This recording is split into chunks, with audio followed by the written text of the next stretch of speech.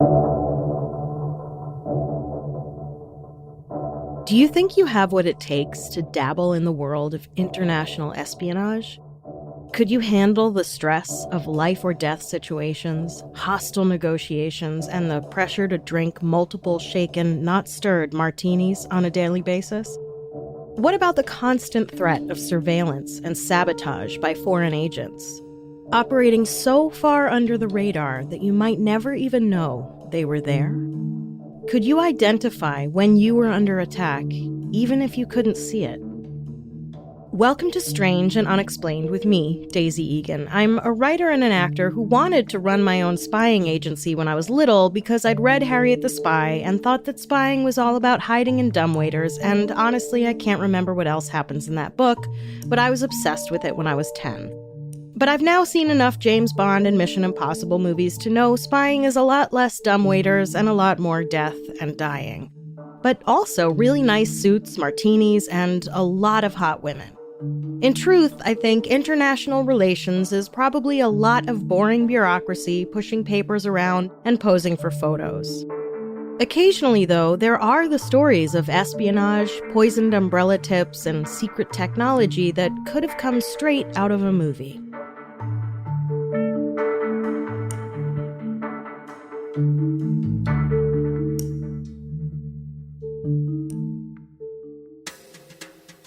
In order to understand the events that take place in today's episode, we need to understand a little bit of history. In the beginning, there was nothing but a vast nothingness. Just kidding. Haha, could you imagine?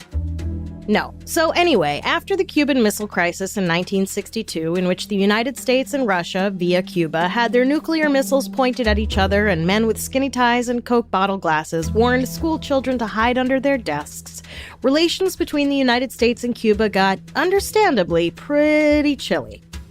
The U.S. was like, I'm taking my ball and going home, and pulled all their military and political personnel out of Cuba. But in 1977, President Carter was like, well, actually, and initiated talks with Cuba again when the two countries formed the U.S. Interests Section, USINT, in the Cuban capital of Havana, and the Cuban Interests Section in Washington, D.C., and U.S. diplomats moved back into the embassy in Havana. Though, oddly, the whole thing is operated under the protection of the Embassy of Switzerland. I guess Switzerland is like a playground monitor, making sure Cuba and the U.S. play nice? About 40 years later, Obama came in and was like, I think I'll go ahead and reopen full diplomacy with Cuba. That was my Obama impression. And he sent U.S. Secretary of State John Kerry in August 2015 for a flag-raising ceremony. At the time, Kerry was the first Secretary of State to visit Cuba in 70 years. Shortly after that, in March of 2016, Obama himself set foot on Cuban soil, becoming the first U.S. president to do so since Calvin Coolidge almost 90 years earlier. But after Obama's visit, Cuban President Fidel Castro, who was nearly 90 years old, wrote an open letter to the Communist Party daily paper Grandma. That's Grandma, not Grandma. Grandma would be a very silly name for a newspaper. In the letter, Castro said, "Nobody should be under the illusion that the people of this noble and selfless country will renounce the glory, the right, or the spiritual wealth they have gained. We do not need the empire to give us anything." 3 weeks after Obama's visit, according to a piece in The New Yorker from 2018, quote, at a Communist Party Congress, Bruno Rodriguez Parilla, the foreign minister, described Obama's visit as an attack on our history, culture, and symbols. At a military parade in Havana, soldiers chanted an ominous message. "We are going to make war if imperialism comes." Shouting Obama's name, they threatened to give you a cleansing with rebels and mortar and make you a hat out of bullets to the head, end quote. And look, I'm no political scientist or whatever, but didn't Cuba know Obama was coming ahead of time? Like, he didn't just roll up unannounced like a Jehovah's Witness trying to spread the good news. I'm pretty sure there's a whole lot of paperwork and stuff that goes into one dignitary visiting another dignitary, no? This just feels to me like your stingy but very wealthy Aunt Myrtle asked if she could come by for a visit, and you said, sure, come on by. And when she left, you posted all over Facebook about how much you hate her and you don't need her handing your kid a $20 bill every time she sees him, because where was she when you needed $20? Anyway. Not all of Cuba apparently was on the same page, however, and Raul Castro, Fidel's younger brother, who was president of Cuba by this time, was like, I don't know, he doesn't seem so bad. I kind of like him. But then, in 2016, something catastrophic and completely unforeseen happened. Donald Trump was elected, president of the United States, instead of Hillary Clinton, whom the Cubans had anticipated would continue the diplomatic overtures Obama had started. And then, just 17 days later, Fidel Castro died. Quite the 1-2 punch of events. Trump, being Trump, reacted pretty much as bombastically as he possibly could have and released a statement that read, "Today, the world marks the passing of a brutal dictator who oppressed his own people for nearly 6 decades. Fidel Castro's legacy is one of firing squads, theft, unimaginable suffering, poverty, and the denial of fundamental human rights." That was my Donald Trump impression. Incidentally, by the way, 5 states in this country currently allow firing squads for people sentenced to death. Flint, Michigan hasn't had clean water in almost a decade, the rates of people living in poverty are ever increasing, and trans people's fundamental human rights are being stripped away, as well as those of school children, people in grocery stores and churches and dance studios and massage parlors, and people who are just using someone's driveway to turn around or knocking on the wrong door. Not to mention the fact that Black and brown people in general are also being denied fundamental human rights every day. But I digress. 2 days after issuing this statement, Trump announced to the world, quote, "If Cuba is unwilling to make a deal for the Cuban people, the Cuban/American people, and the U.S. as a whole, I will terminate deal," end quote, via an official press conference. Oh, no, I'm sorry, actually via Twitter. And again, I'm no political scientist, but I don't know what deal Trump was expecting Cuba to make for the American people or the U.S. as a whole, but whatever. He hadn't even been inaugurated yet. Like, slow your roll, buddy. There will be plenty of time to antagonize world leaders after January 20th. Anyway, around Thanksgiving of that year, 2 American diplomats living in Cuba, whose names have not been divulged, experienced something weird. One of the diplomats told ProPublica in 2018, quote, "We were just thrilled to be there. The music, the rum, the cigars, the people, and a very important moment for diplomacy," end quote. Ha ha, ha ha ha ha ha. Oh, yeah, like the global politics of it all too, or whatever. Amazing.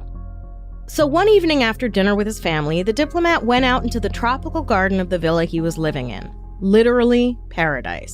Minus perhaps the already cooling relations between his host country and the one he was there representing, but, minor detail. But no sooner had he stepped outside than he was blasted with what he called, quote, "an almost overpowering din," end quote. The sound drove him back inside, where he promptly closed all the windows and tried to shut out the noise. He told ProPublica, quote, "It was annoying to the point where you had to go in the house and close all the windows and doors and turn up the TV, but I never particularly worried about it. I figured I'm in a strange country and the insects here make loud noises," end quote.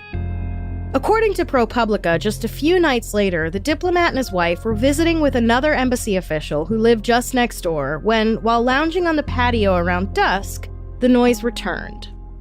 The diplomat wondered if cicadas were responsible for the awful sound, but his colleague thought the sound was too mechanical sounding to be coming from insects. The 2 men complained to the embassy housing office, but the Cuban maintenance workers they sent to check it out couldn't find any likely suspect for the sound. Despite no obvious source, the sound would happen daily, sometimes for an hour or more at a time. Finally, around 3 months after it started, the sound began to fade and then finally stopped completely without any trace of where it had come from or where it went.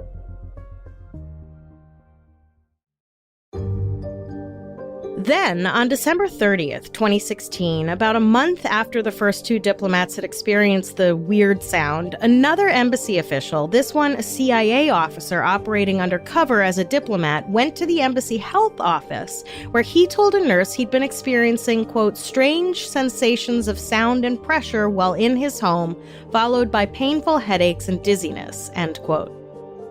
Since arriving in Havana, the man, who was apparently a highly trained spy who knew how to recognize signs of counterintelligence operations, quote, had been subjected to constant surveillance, intrusions into his home, and obvious tampering with his belongings, end quote, which unfortunately are all normal things for foreign officials to endure in their host country. Usually, the teams that broke into foreign embassy officials' residence left no trace, but apparently sometimes they would make it blatantly clear they had been there, I guess as, like, a warning? Sounds fun. In her 2018 memoir, Our Woman in Havana, former ambassador Vicki Huddleston wrote that her house in Cuba was surrounded by 2 empty buildings with video and audio recording devices pointed at her residence. According to the New Yorker piece, quote, Jason Matthews, who in the late 80s was the CIA station chief in Havana and now writes spy novels, said that during his time there, he woke up some mornings and found cigarette butts in an ashtray in his living room.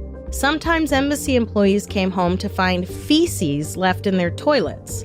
There were perennial rumors among the Americans of family pets being poisoned, end quote. Listen, I once went to change the battery in my toothbrush and thought it was missing, and told my husband someone had clearly broken into our apartment, and he was like, and all they did was take the battery out of your toothbrush? And I was like, yes? And he said, why?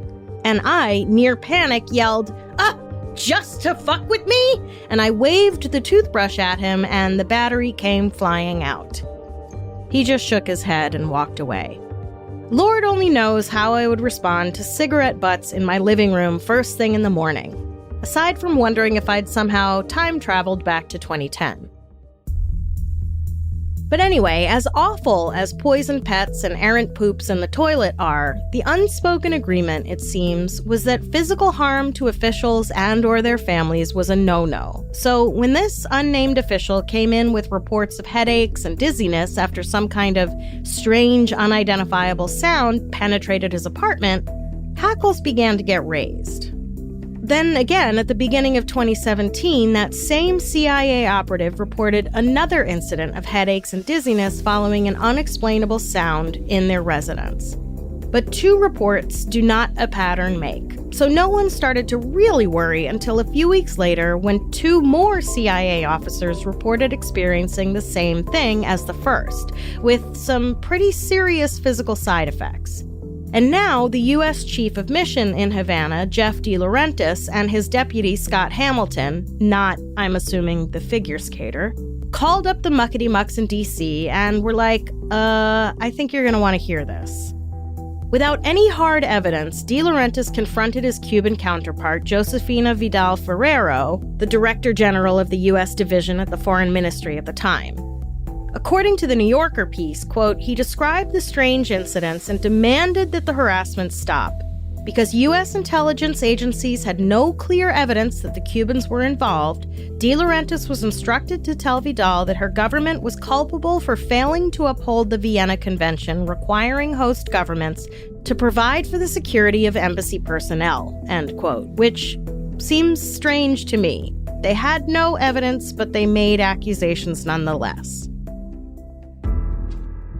But then, on February 21st of 2017, during a visit to the presidential palace, Cuban President Raul Castro asked to speak with DeLaurentis in private. During the conversation, he allegedly said, "It's not us. We need more information from your government to help solve it." So who then was responsible? Clearly something was going on, and obviously someone was to blame. Some officials in the Trump White House believed it may have been Cuban hardliners, the same ones who had been so offended by Obama's visit back in 2015. But let's face it, a country that's been cut off from global trade for more than half a century is probably not going around creating cutting-edge sonic weaponry. How do I know this, you may be wondering? Because I, my friend, have seen Iron Man. Maybe if they were lucky, the Cubans might capture an American arms maker and force him to build their own Jericho. But more likely, they were in the pocket of a bald-headed, piano-playing bad guy who could keep them in not quite deadly but super fucking annoying sonic weaponry. Pro tip, if there's a piano in a movie, the bad guy will play it at some point. Apparently, according to The New Yorker, Raul Castro fanned the flames of an "it might be someone else" discussion when he allegedly told De Laurentiis that, quote, a third country might be to blame, and he urged the Americans to share any intelligence they found so that he could intervene, end quote. The Cuban government denied Castro said anything like this. But that's a weird conversation to imagine. Hey, you wouldn't by any chance be blasting our diplomats with some kind of sonic wave that makes them all squirrely, would you? Who, me?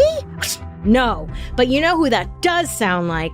Someone else. Let me know what you find out. Nice chat. Bye. American officials believe the bald-headed baddie in this scenario was likely either China or Russia. Some people in Trump's cabinet, including Trump's national security advisor at the time, a guy named H.R. McMaster, I swear that is his actual name and not the Mad Magazine version, put their money on Russia, with one administration official saying, "Who else has secret weapons programs? Who else has the ability to conduct an operation like this? It fits their pattern, their style." I mean, aren't there a solid handful of countries that have secret weapons programs? Isn't that a thing? Anyway, after months of sniffing around, not only could the US not find any evidence the Russians played any part in the attacks on Americans on Cuban soil, they couldn't find evidence that anyone was attacked in the first place at all. Meanwhile, the US Embassy's medical unit called up Dr. Michael Hoffer, professor of otolaryngology at the University of Miami, who, according to ProPublica, quote, has worked extensively with military veterans who suffered vestibular trauma from explosions and fighting in Afghanistan and Iraq, end quote. And they were like, can you help? And so he did, running all sorts of machines that go bing, and wouldn't you know it, the CIA operative, who, of course, Dr. Hoffer thought was just a plain old boring diplomat, had sustained some pretty serious damage to his inner ear. And it was at this point that other U.S. Embassy officials finally started coming forward with their own experiences, of which there were quite a few. As the medical arm of the embassy began collecting data, a picture emerged of what would come to be known as Havana Syndrome. According to a Vice magazine piece about this in January of this year, Havana Syndrome goes like this, quote, "For some, it began as a loud noise, like the sound of grinding metal. Others heard something that sounded more like a giant swarm of cicadas. Then the intense pressure to their ears and head kicked in, which caused headaches, nausea, and vertigo. If the person experiencing this bizarre affliction tried to move, to get off the X, the noise and pressure would suddenly cease, but the physical symptoms would linger for days and in some cases, years," end quote. So, yeah, not fun stuff.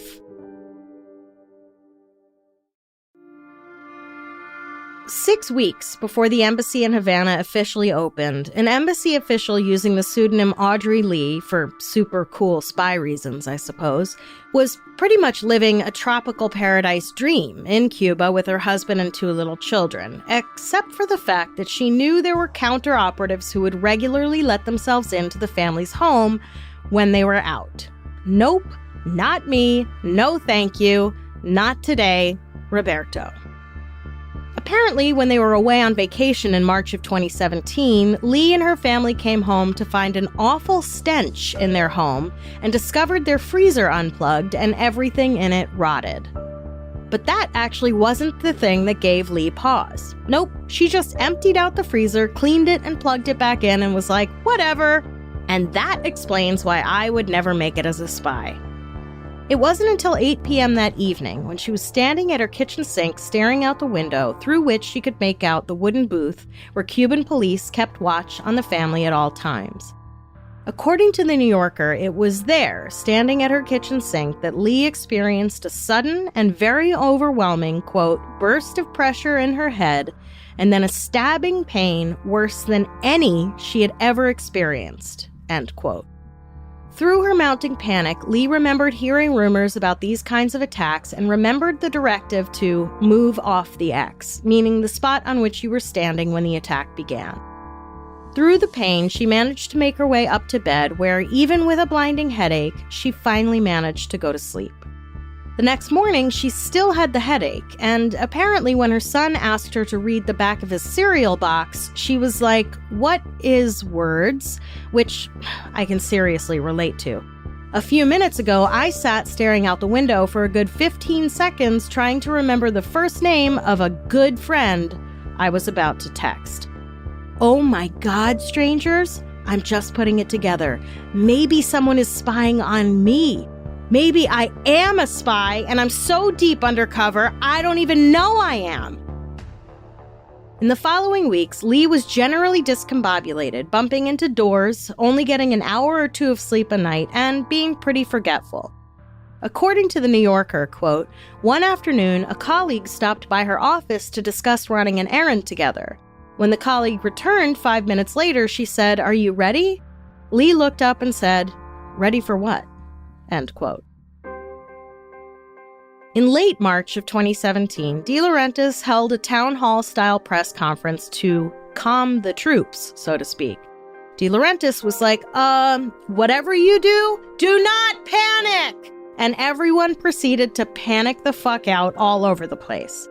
According to the ProPublica piece, quote, concerns among the staff and their dependents about their health exploded. Within barely a month, diplomats reported a flurry of new incidents.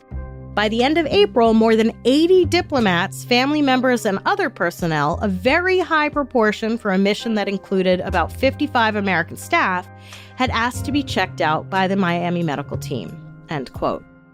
More than 80 people in a 1-month period. In late April, an American government doctor arrived in Havana, and when he got to his hotel room at the Capri, quote, he heard and felt something strange and was stricken with symptoms similar to the previous victims, end quote, according to The New Yorker. And in May, Dr. Hoffer went to Havana to see the patients for himself. Audrey Lee went to see Dr. Hoffer, who ran all his tests and whatnot, and determined that she didn't meet the criteria for Havana Syndrome. I guess all the disorientation, confusion, and forgetfulness was just a good old-fashioned case of hysteria. I'm kidding. No, she probably just needed to drink more water. Anyway, in July, the victims, the ones who were verified victims, with a blue check mark and everything, but not you, Audrey Lee, were sent to the Center for Brain Injury and Repair at the University of Pennsylvania, run by Dr. Douglas Smith. Dr. Smith later told The New Yorker, "There was not one individual on the team who was not convinced that this was a real thing." The next month, August of 2017, a CIA officer flew to Havana and was put up at a hotel just a few hundred yards from the Capri Hotel, where the other visiting official experienced the Havana Syndrome symptoms 4 months earlier. This woman also reported experiencing similar issues in her hotel room.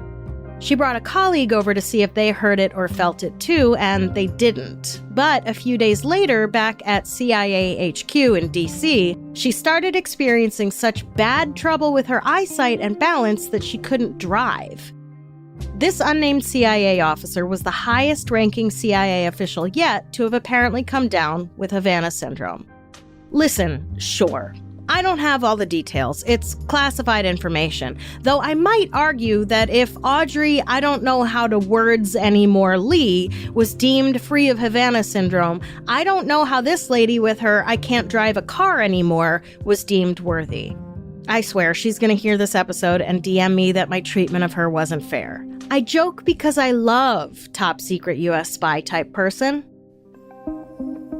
By September of 2017, the people who decide these kinds of things decided to GTF out of Cuba.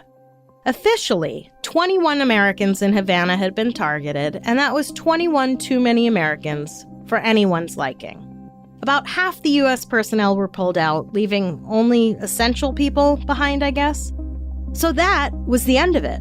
Or was it? Well, sort of. But in February of 2018, Dr. Douglas Smith and his team published their findings on Havana Syndrome in the Journal of the American Medical Association, in which they argued that victims of Havana Syndrome display similar brain damage consistent with mild traumatic brain injuries or persistent symptoms after concussions. A lot of Smith's colleagues begged to differ, however, arguing that Smith didn't know if his patients had sustained brain injury before arriving in Havana.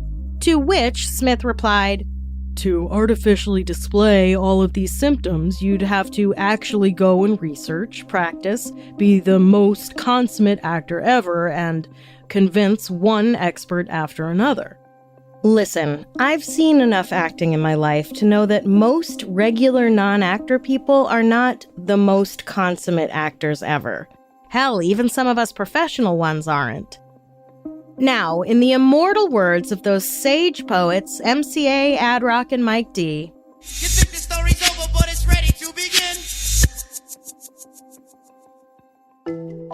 Sometime in late 2017, in Guangzhou, China, more than 9,000 miles from Havana, Cuba, Catherine Werner, a Commerce Department employee at the U.S. Embassy in China, was jolted awake one night in her apartment by a pulsing, humming sound that she said seemed to be coming from a particular direction. This went on for months and was causing her headaches, dizziness, and vomiting. She thought her health issues might be stemming from the terrible air quality. Meanwhile, her parents, all the way back in Pennsylvania, had been noticing her declining health, and they became alarmed at the progression. So Catherine's mother, Laura, decided to get on a plane to China ASAP. Laura went to work immediately, replacing Catherine's air and water filters and having food imported in. But as she was going on about her mothering, she began to notice signs that someone had been in the apartment when they weren't there. Lights turned on, things moved around. Catherine was like, oh yeah, that's just a hazard of the job. So they got a couple dogs for protection. Meanwhile, Catherine's physical symptoms continued to get worse. Her father wrote a letter to Congress imploring them to look into what was happening, in which he wrote, "My once beautifully articulate, intelligent and thoughtful daughter had been reduced to a shell of her former self." Before long, Laura was also hearing the sounds and feeling the pulsing pressure through her body. She too developed the physical symptoms, and then the dogs started vomiting blood and showing signs of serious confusion. After 3 months of suffering, Laura threw in the towel and went home, begging her daughter to come with her, but Catherine refused to leave her job. In March of 2018, Catherine finally went to the embassy's security office to report suspected harassment. But apparently her health was so bad at that point that people at the embassy were like, "Girl, you need to see a doctor." State Department doctors ran tests and were like, this looks an awful lot like Havana Syndrome. And they sent her to the specialists back in Philly who ran more tests. It took more than a month, but once they got their findings, the U.S. State Department issued a health alert for Guangzhou and evacuated a bunch of U.S. officials. Later in 2018, 2 officials in London experienced weird sounds in their hotel rooms, followed by pressure and chronic headaches. When they got back to the States, they met with officials who track security threats and were told not to tell anyone else about it, not even doctors. So when they did go to White House doctors, they couldn't discuss where the symptoms might have come from, just that they were suffering. The doctors were like, whatever, take some Advil and go to sleep.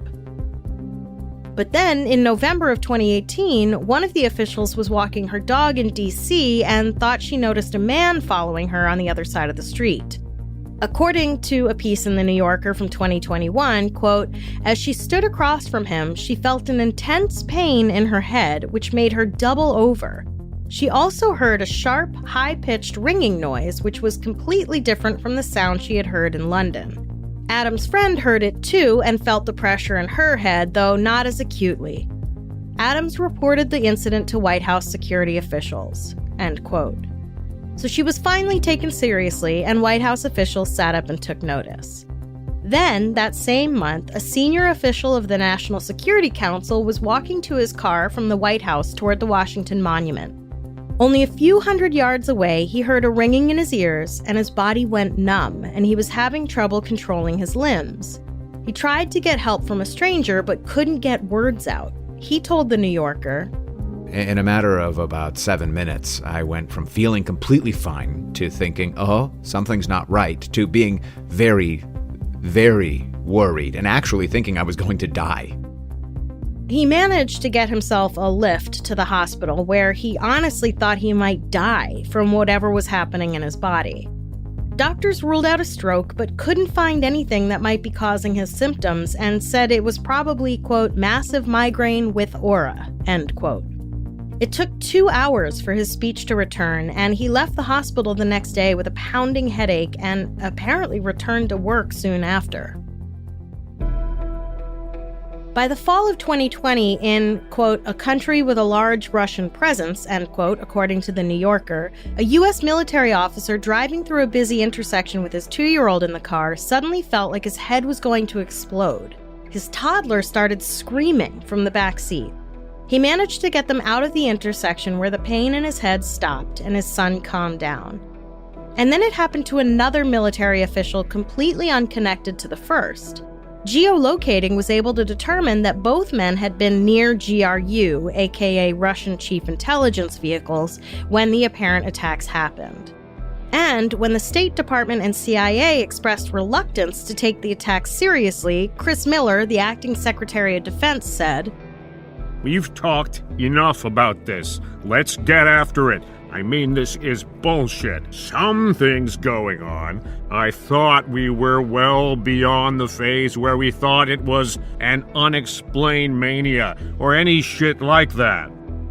Gotta love his enthusiasm.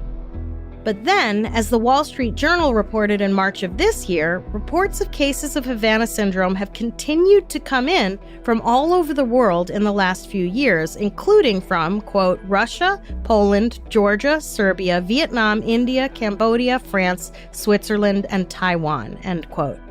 And the State Department and other top agencies realized they couldn't just brush it off anymore.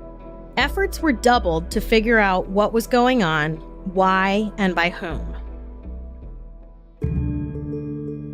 One theory was that a sonic weapon that used microwave currents was causing the sound and accompanying pain. A report issued in December 2020 by a Stanford University professor of medicine and microbiology named David Relman and his committee concluded, quote, that the symptoms of many of the victims were consistent with exposure to pulsed microwave radiation, end quote.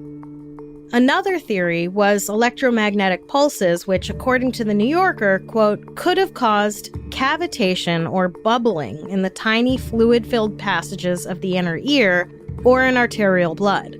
As the bubbles formed, and in some cases exploded, they could have damaged the organs that regulate balance and orientation. If they burst inside the cranial cavity, the victim could have suffered mini-strokes, causing brain damage similar to the effects of decompression sickness. But to know for sure, one doctor said, we'd have to take the brains out, and that's not possible, end quote. And then, of course, there's the possibility of our old friend, mass hysteria, or mass psychogenic illness. In their book, Havana Syndrome, Mass Psychogenic Illness and the Real Story Behind the Embassy Mystery and Hysteria, Robert Bartholomew and Robert Balow argue that the story of Havana Syndrome carries all the classic hallmark traits of an episode of mass hysteria.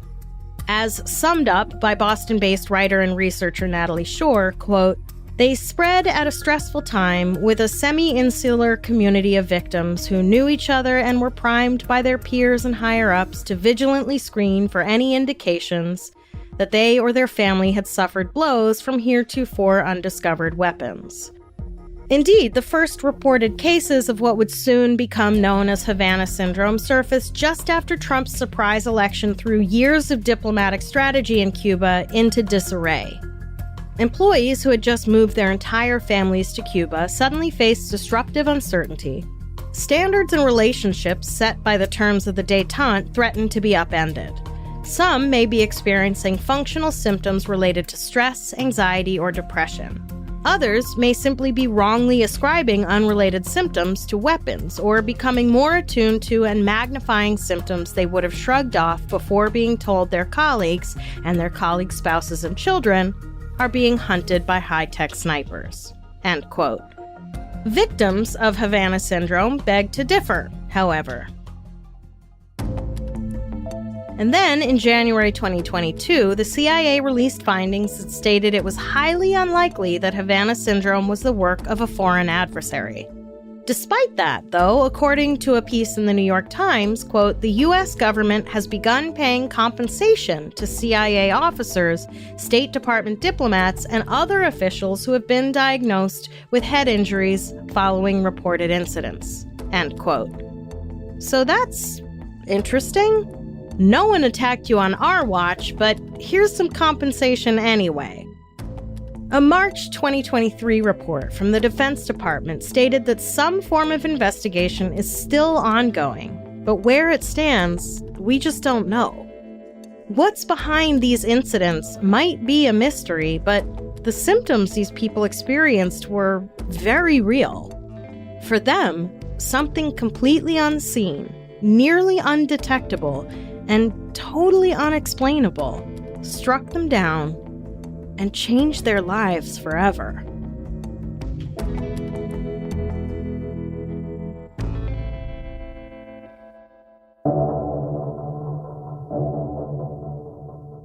Next time on Strange and Unexplained, when an unidentified man shows up dead on a beach in Australia just after World War II, he sparks a half-century-long mystery filled with intrigue and conspiracy. The Somerton Man. Strange and Unexplained is a production of the Obsessed Network and is produced by Natalie Grillo and Angela Palladino. This episode was written by me, Daisy Egan, researched by Jess McKillop, edited by Eve Kerrigan, and sound engineered and mixed by Jennifer Swatek. Our voice actors for this episode were Ryan Garcia and Luther Creek. We have a lot of fascinating and bizarre stories to share with you this season, but we want to hear your episode suggestions as well. If you have a story for something you'd like us to cover, whether it's a well-known case or something that happened in your town that the world hasn't heard about yet, head over to our website, strangeandunexplainedpod.com, and fill out the contact form. If you like our show, please do help us out by giving us a 5-star rating and glowing review wherever you listen to podcasts. If you don't like the show, feel free to give a 1-star and a scathing review. The name of the podcast is Fireside Chat with Dennis Prager.